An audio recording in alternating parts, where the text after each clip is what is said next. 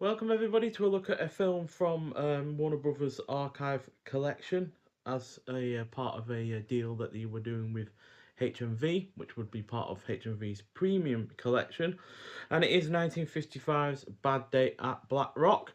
So this is directed by John Sturges, who also went on to do the likes of The Magnificent Seven, The Great Escape, Mystery Street, as well as Hour of the Gun. So it's a neo-western film noir, clocking in at 81 minutes long. Stars the likes of Spencer Tracy, who have seen in 9 other films now. Favourites being the likes of Judgment at Nuremberg, Guess Who's Coming to Dinner, Inherit the Wind, and Fury. Also stars Robert Ryan, who is in The Wild Bunch, The Setup, The Professionals, which is a film we'll be talking about later this year when it's released on via imprint as part of one of their new Western box sets, as well as House of Bamboo. And in supporting roles, you've got the likes of Lee Marvin, Dean Yeager, Anne Francis, and Ernest Borgnine, several of which would go on to do even more notable works than this one. So, one-armed war veteran John J. McCready steps off a train at the sleepy little town of Black Rock. Once there, he starts uncovering dark secrets with explosive results. So, thanks in no small part to its tight narrative in the smallest of towns, which has a script that brilliantly builds up the tension around the secrets of the town and the motivation of our lead character, this is an incredible effort that I quite frankly can't find fault with. The cast is also great, it is well paced, the action scenes are fun, really entertaining scene involving Spencer Tracy using martial arts get one over another person, and obviously since he is one armed, it's really entertainingly done, and quite convincing as well to see, but also quite funny in the fact that a near 60-year-old Spencer Tracy is using martial arts to take down someone, but it's a effectively done. The cinematography is also excellent while looking brilliant in the CinemaScope format. The plot is engrossing, it is highly entertaining, its themes of racism and tolerance are well realised, and the score is solid. So, yeah, this is one of those rare films, like I've said before, you know, rated more than 5,000 films on Letterboxd so far. Less than 200 have 5 out of 5. And this is one of those 200 that less than 200 that have that rating. So, yeah, absolutely 5 out of 5, 10 out of 10. Like I said, can't find any fault with this whatsoever. And yeah, this is one of my favourite releases from the premium collection that, like I said, HMV and Warner Brothers worked together with. Although now these aren't being printed anymore, they are slowly becoming rarer and rarer. Every time I go into my local HMV, for instance, I'm seeing the premium collection slowly whittle down. It's gone from taking over several shelves to only taking up one corner of a shelf now. So yeah, it's a real shame. Now you can actually get the basic Blu-ray for this, but there are three things you won't get with the basic Blu-ray. Firstly, you won't get this nice clear case, which has the two discs, so DVD and Blu-ray. Not sure if you'll get the reversible sleeve artwork or not, which I also quite like, to be honest. Could actually probably put that up as a little poster, to be honest, considering it's got none of the write up of the plot or extras and such. You also get art cards with this as well. So we have the poster for the film. These only have that on the reverse. And then we have a few shots from the film as well.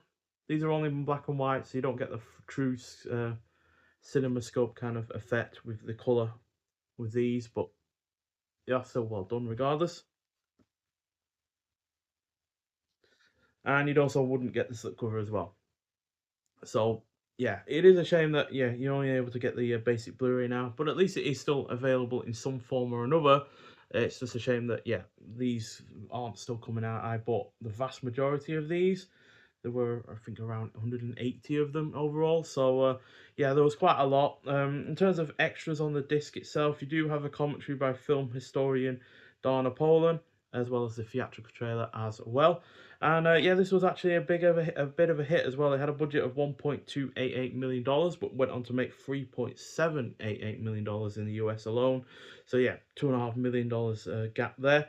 And it was also a critical success. It was nominated for 3 Academy Awards: Best Actor, Best Director, and Best Screenplay. And it also won Best Actor for Spencer Tracy at the Cannes Film Festival. But I feel like this is a film that unfortunately doesn't really get talked about all that much, especially when you compare it to other films that are trying to change the Western in a certain way. A lot more people will no doubt talk about High Noon when talking about these kind of alternative versions of Westerns.